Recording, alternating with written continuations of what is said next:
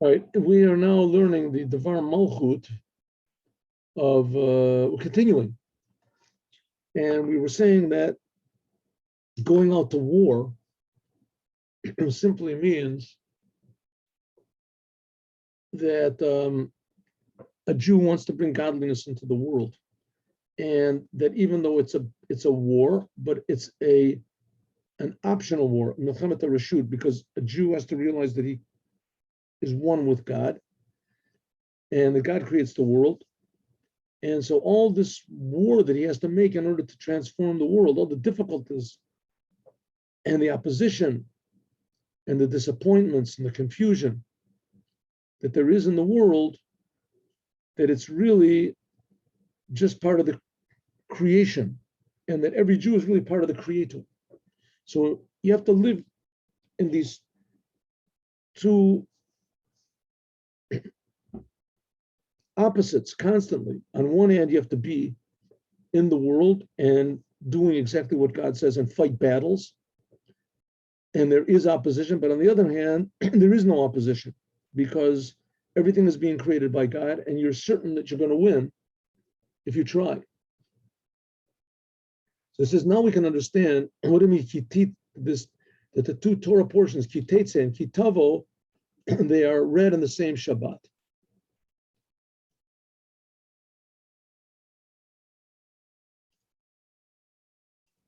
Kitetse means going out to war. Kitavo means that you come back to the land of Israel to receive the reward.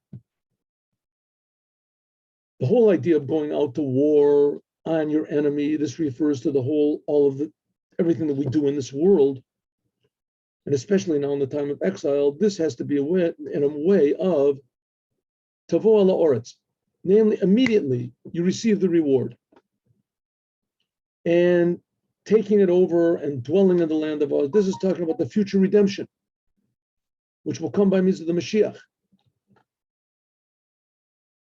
That even while you're doing the war and you're refining the world, this has to be in a way of menucha v'tyashvus, of rest and being settled.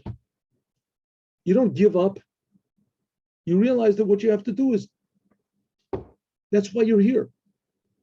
But it's not a real battle and you're not alone. He even said, because of the time when you're doing the service, a Jew can advertise, and it's recognized in the Jew that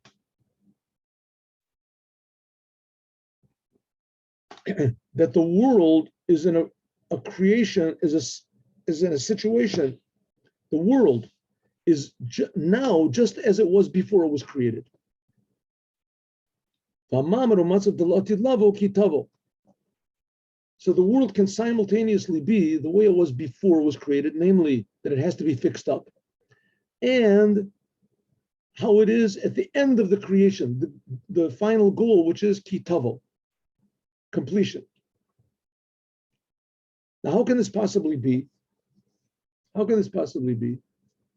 It says, well, it's impossible, but with God, everything is possible. So in other words, we have to fight a battle. Therefore, but at the same time, we're totally united with God, and the world is united with God. So in a way, there is no battle. It's already finished. How can that be? So in other words, the service of the war that we have to make in the world, and that we have to refrain from doing certain things, we have to force ourselves to do other things. You do it though with the knowledge that really the fact is, there really is nothing that can oppose you. You're already on your enemy, above your enemy. And the whole purpose is that God will put it in your hands, that you will win, and even more, that you will take prisoners. Not just that you'll get out unscathed and you'll knock down all your enemies, you'll transform the enemies. A shevi shabo, namely shivyo, that your enemy, the enemy which is in you, the prisoner which is in you. Daika, Sharomas al Rapach Nitzutzos. This is talking about what's called the 248 sparks of the world of Tohu. That's the source of your enemies, and that they fell into the world, into physical things in this world. That by means of the service of the Jewish people in the world, dealing with the apparent difficulties of the world and the challenges that Hashem gives us, is by means of this we will take prisoners. What does it mean, prisoners? Shemakablim oros the Torah, that we receive these high levels of reality from the world of Tohu. Shelamayla me oros the Tikkun, which are above any of the lights of Tikkun of this world. That's what's called Esav and Yaakov. Esav and Yaakov are brothers. Remember, they had the same parents, Rivka and Yitzchak. It says that really Esav in some ways was holier, higher than Yaakov. And Yaakov, therefore Yaakov, his whole purpose in life was just to purify and refine Esav, which he didn't manage to do, and we're doing it now. Like it says in the Vayia ben Abachor l'Siniyah, like it says that the firstborn was born to the one that's hated. That Esav, who he was, so to speak, the firstborn, he was supposed to be the oldest, right? He came out first. Esav came out first, and he was the one that was hated. But he was the firstborn. He's the first power. And he's our enemy. Our enemy is, so it's like, not defeating the Nazis, but convincing them all to be productive, loving citizens, doing the 7 Noahide commandments. Come on, how can you do a thing like that? Right? All of a sudden, that's impossible. He says, you're right, it is impossible. With God, everything is possible. And that's what's the job, transforming the whole world. By means of refining. The opposite siniyah, by means of refining the negative things in the world, right? Now, of course, you have to be very careful. A lot of times, the way to refine the negative things in the world is by avoiding them, but not to let them inside of you. Sometimes a person can avoid something, but he's always thinking about it. So you have to, the idea is to take those things which can be elevated and to elevate them. There's no way you're going to elevate pork. Can't elevate pork. Maybe you can make shoes from pig skin. Could be. The way you elevate pork is by avoiding it. The way you elevate idolatry is by avoiding it. But let's say you have a Jew that was trapped by the missionaries, something like that, right? If there's some way that you can convince him, listen, what you're doing is foolish, and it convinces him to go out, then that's called elevating a terribly low spark. By means of this, Mamshich and Oros the Tov, by means of this, there's a new type of light that's drawn into the world. The world becomes a different world. And the Aterim is even more. That the truth is revealed in the world. That the Jewish people, Yaakov, is really higher than Esav. The fact of the matter is that even though in this world our job is to elevate the world, but the fact of the matter is, in the end, and the world has a higher source than we do, but we will reveal that really the Jewish people are totally one with the creator of the universe. Livnei Tzimtzum, before any of these contractions, before anything in the world, but it's drawn into the world. And also, and this is the main thing, that when we do serve the creator of the universe in everything we do, in our family, with our children, in our businesses, even though they might be a lot of trouble. But if we serve, we know we're all serving God, then it's not trouble anymore. Then the service is menucha v'yashvus, then everything is calm and settled. That's the idea of ki tavo ala oretz v'yirashta v'yishavtabo. That's the second Torah portion. When you come to the land of Israel, you settle in the Holy Land, and you settle in it, and you dwell in it. In other words, simultaneously, we're serving God in the exile, and we're treating it as though it's not really the exile. That the things we have to do is just like nowadays they have these things, these video games, right? Video games.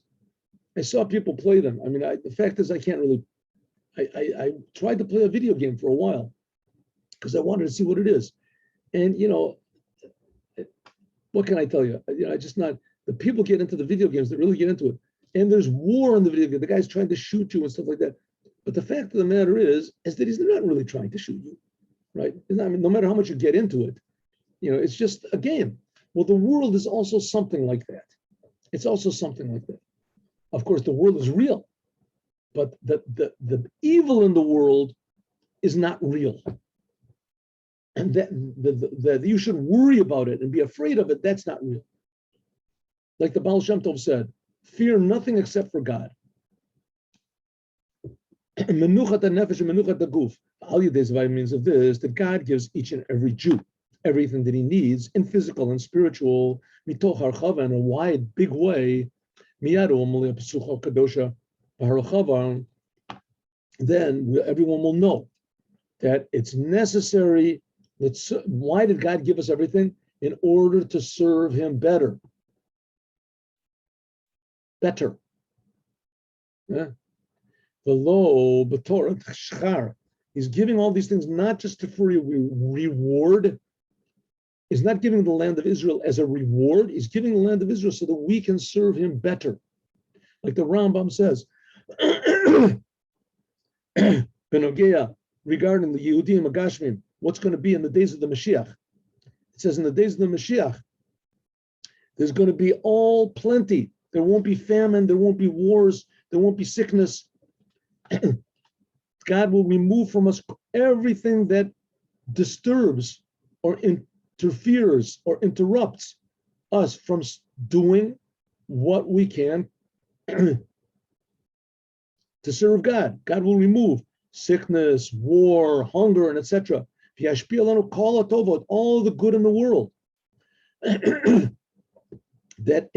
which will help us to do Torah, like Sovev, Shalom, Rivui, Kesef. God will give us satisfaction, peace in the world, as much money as we need, not so that we can go out and buy a nicer car and then have a competition with our next door neighbor who has a higher house or a bigger Beit Chabad or whatever. No, it'll only be in order to serve God better. Nothing. There will be nothing stopping us from serving the Creator. Gam b'Torah's tashlum sachar shetzorech lehinaten b'zaman hayom lasotan.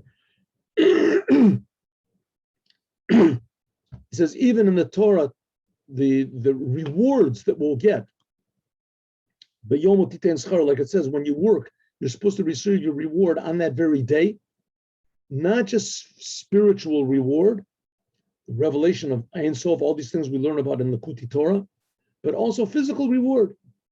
What? Like in the days of the Mashiach. Right here we have, and now in the world, the Taliban is taking over, and they're raping over there, and they're murdering this and that. But everybody will be happy. Both those who are assaulted and those who are doing the assaulting will be happy if there wasn't such a terrible, nasty world like that. A terrible world. In the days of the Mashiach, it says there's going to be peace everywhere. In that time, lo yesham ra'av, there won't be any hunger, there won't be any war. This is in the 11th chapter of the the laws of kings, in the end of the Rambam. There won't be any more hunger, there won't be any more war. That good will be plenty. All the delicacies of the world will be like dirt. They'll be physical tova or madanim, gam b'gashmis. In the physical world, everything will be here, including the revelation of godliness in the world. So now we can attach all this. And what's the Rebbe trying to say? The Rebbe is trying to say that all these things are right here. I mentioned it in the earlier class today. I do the Daf Yomi, and they learn over there the Gemara in Sukkot, and it talks over there. And there's a Mishnah over there that says that anyway, there's certain things that you shouldn't do because it could be that the Holy Temple will be built today, and these things will be forbidden or they'll be permissible, whatever. So you have to take it into account that the Holy Temple will be built today, and therefore you have to act accordingly, that certain things will be forbidden. So the Gemara says, what are you talking about? It'll take a long time to build the Holy Temple, right? At least it'll take, a couple of days until. So Rashi says, it's on page 41a. Rashi says, the Holy Temple will take a few days to be built if men build it, but the third temple is not going to be built by man. Says the Rashi, the third temple is already ready and prepared. It's in heaven, it's waiting to come down. So they can come one instant, the whole thing can change. But what? The fact of the matter is it's there right now. Says the Rebbe, act as though it's there right now, because it is. We see all sorts of difficulties and problems in the world, and there's the things that are there. Says, okay, treat them also. That's just a challenge, it's just a part of the picture, whatever it is, but you should know that you're attached to the truth. The truth is here. Because we can attach this to what we said before about when we read this Torah portion, the Moadim, and that what? This is the month of Elul. The month of Elul is the last month of the year. That in it we make a proper calculation and a proper accounting of everything that we've done the whole year, in order to fix up everything that we've done in the previous year, calling it avoda and Torah and prayer, the things that we did and the good deeds that we did, learning Torah, that we learn enough. What about prayer? What about giving charity? And did we do tshuva? Did we do tshuva properly? Did we return to God? Did we return to God everything we owe Him? That's the month of Elul. And similarly, by means of this, by making a proper accounting of ourselves, we'll come to a complete level of the future redemption. We'll see what the world needs and we'll ask for God. Like it's hinted in our parsha. It says, Tavo el Elah ubalta, like it says in our Torah portion, that he takes this woman and he has relations with her and she becomes for him a wife. Namely, that's the whole thing. That God says he will take the Jewish people and we will call God our husband. Tikrali Ishi. He will say, God, you are our husband. God will get married to the Jewish people. In the days of the Mashiach, it'll be like a marriage.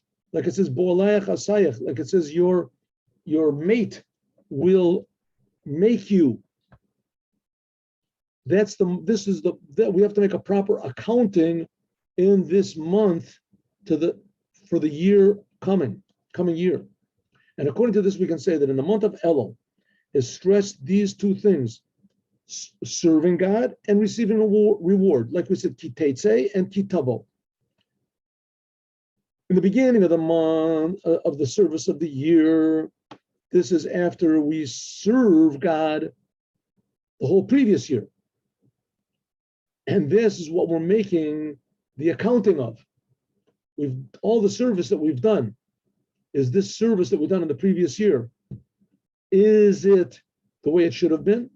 And for sure, there was some service, so we should certainly receive some sort of a reward. What is the ultimate reward? The ultimate reward is going to be the coming of the Mashiach. This is hinted at in the month of Elul. Ani ladodi, v'dodi li. I am to my beloved. I did Torah. I did the commandments. Maybe not in perfection, but I did something. No.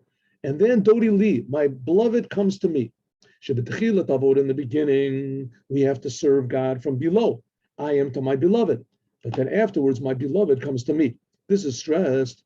This stresses, it underlines the ultimate completion of all of the service that we do to God, namely the reward.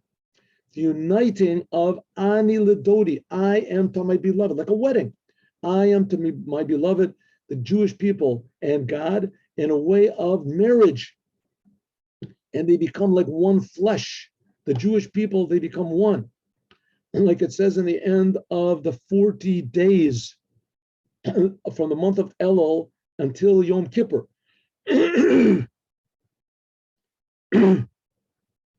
That's the 4 dalids in the end of Ani Ledo Di Do Di Li. and also the 4 yuds. I'm sorry, I made a mistake. The 4 yuds. I'm sorry, yuds. Ani yud. Dodi is yud. Dodi li. 4 yuds. Yud is gematria 10. That corresponds to the 40 days that Moses was on Mount Sinai to get the second tablets on Yom Kippur. Yom Chatunoto. It says the Yom Kippur. This is the day of God's marriage with the Jewish people. That's when God gave the second tablets. That was the marriage. The giving of the Torah was the marriage to God. Until the completion of this marriage, which will be in the days of the Mashiach. And now the sounding of the shofar, and we'll finish for today. See you at 3 o'clock, God willing.